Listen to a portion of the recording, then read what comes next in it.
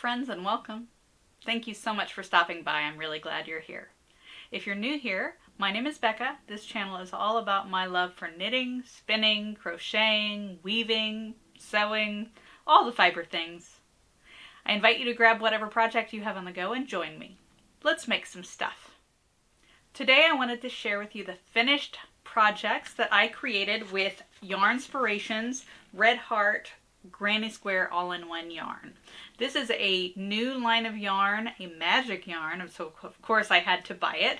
That is a color-changing yarn designed to make granny squares.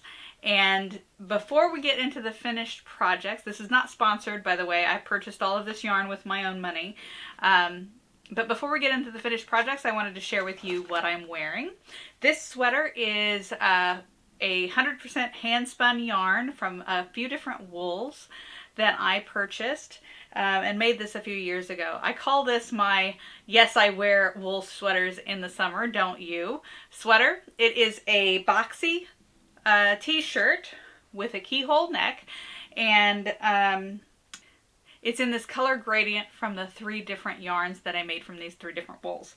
The bottom darkest shade is Malabrigo Nube, in, I think the color was called Cerise. It is 100% merino. And then the top 2 are both from an independent dyer called A Magical Farm. The middle one I think is 100% CBM wool, and then the top is a blend of merino and silk. And so the yarn is super, super soft against my skin, and I think I'm able to wear it even in the heat of the summer because of the boxy shape. It doesn't hug against my my skin, so there's lots of airflow with the short sleeves and the keyhole neck, and so I wear it all summer even when it gets hot, and it does get hot where I live. Before we get to the granny squares, I wanted to share with you an update on one of my works in progress. This is the socks that I've been working on for several months now. They were my sort of travel on the go project, and so I wasn't working on them consistently. But I have finally decided what leg pattern I'm going to make, and you can sort of possibly, I'm not sure if the camera's picking it up, but there's a textured stitch pattern that is emerging here, and that is a pattern from this book, which is Socks a la Carte 2 at a Time, Toes Up, Volume 2, and it's a flip book, so it's a mix and match toes, heels, feet, legs, and cuffs, so that you can mix and match those and see what they're going to look like, and choose your own adventure, which is a lot of fun. This pattern for the leg is called Almost Argyle, and it is made completely out of knit and purl stitches to make the pattern. So I thought that would look really nice on this mostly solid color yarn. It does have a little bit of variation in the shade, but I think it's looking really nicely. So this pattern that I've selected is a little bit complicated, especially as I'm trying to get it done. I started the pattern itself on the same place where the gusset increases start, so it is going to be on the foot a little bit as well as up the leg. And then in order to make sure I get the purl stitches in the right place, I'm having to think about it a little bit more than mindless knitting that I was doing on the go. So that's, at least until I get the pattern in my fingers, this will probably be a home-based project. But the pattern is starting to emerge, and I think it's looking really cool. So that's my update on my Almost Argyle socks. Let's get to the projects. So the Granny Square yarn comes in a variety of different colors. I purchased 6 to make 2 separate blankets, each one with 3 shades. And these little balls are all that I have left from each of the skeins. Each of the skeins makes 14, it says on the package, 14 of these squares, but there was a little bit more at the end, so the little balls that are left, and some of them actually made 15 squares. So I ended up with a few extras, but not for all of them. And I think that's good because some of them, like this one here, was a little bit faded For the most part, the colors were really consistent, but this one was much lighter than the rest of the ones from the skein. And so I was glad that there was an extra one that I was able to not include in my final project. So in addition to the 6 different balls or skeins of yarn from the Magic Yarn, I also bought a few skeins of Red Heart, just solid color white and black, to join them all together, and I'll show you how I did that. I joined them all with crochet stitches, which made a really nice border, I think, around them, and so I wanted to share that with you as well. So here they are. I made 2 small blankets.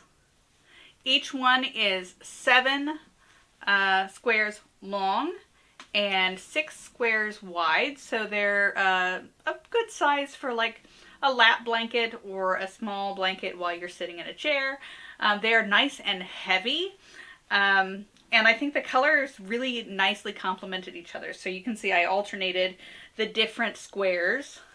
This one is the sort of neutral color with a little bit of blue, and I used the white here for the border and the connecting yarn. And then this is the bright colored one. Again, 7 squares by 6 squares with 3 skeins plus the black this time for the border. And wow, what a striking difference. This actually, my husband says that it reminds him of something from the 1970s, which I think is what they were going for. But I really love how they've turned out. And I love that they have such different personalities. As I said, this yarn comes in lots of different color combinations, and so I only chose 6 of them. I think there's at least 10 different shades, so if you can get your hands on it and different shades, I'm sure there would be something that you like.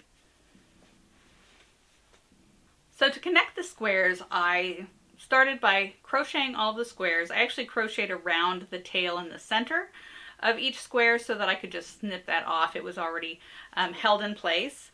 And then there was a tail at the end of each square, and I just crocheted over that as I connected the squares together so that I didn't actually have to weave in almost any ends when I did the whole blanket. So to connect the 2 squares, I first started by doing a single crochet of the border yarn all across all of the stitches on one of the pieces.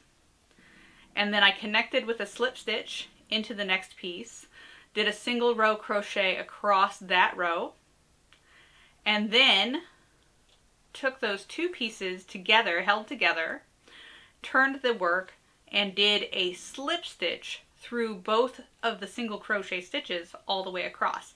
And that resulted in what I think is a really nice ridge in between each of the squares. So you can see the single crochet on either side and then the slip stitch that binds them together. So when I would connect the first 2 squares, I would end up at one of the corners, and I would go ahead and do a single crochet down the side and across the bottom where I was going to connect the next one in the row.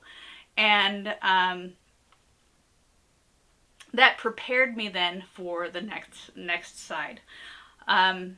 Once I got all the squares connected, I did a round all the way around of either double crochets if it was a raw square edge that didn't have the single crochet edge on it. If the single crochet edge had already been put there, I did half double crochets instead of the double crochets so that they would all be the same height. That was my first blanket border round. Then I went back around again with another row of double crochets, and then finished it off with a single round of backward single crochet, also sometimes called crab stitch, which I think just gives a really nice finished, neat and tidy edge to a blanket. It's a bit textured and a little bit more firm than the other crochet stitches, so I think it just sets everything off nicely.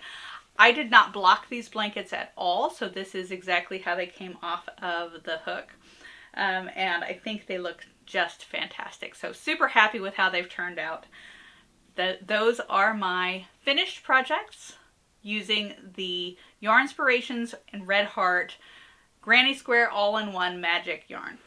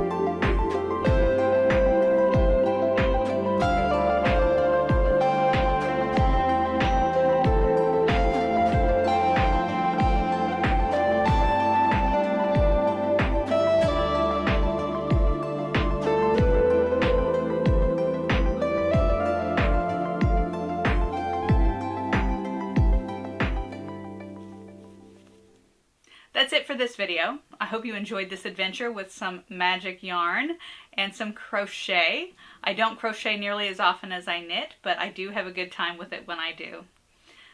Thank you so much for spending some of your creative time with me. I hope to see you in the next one.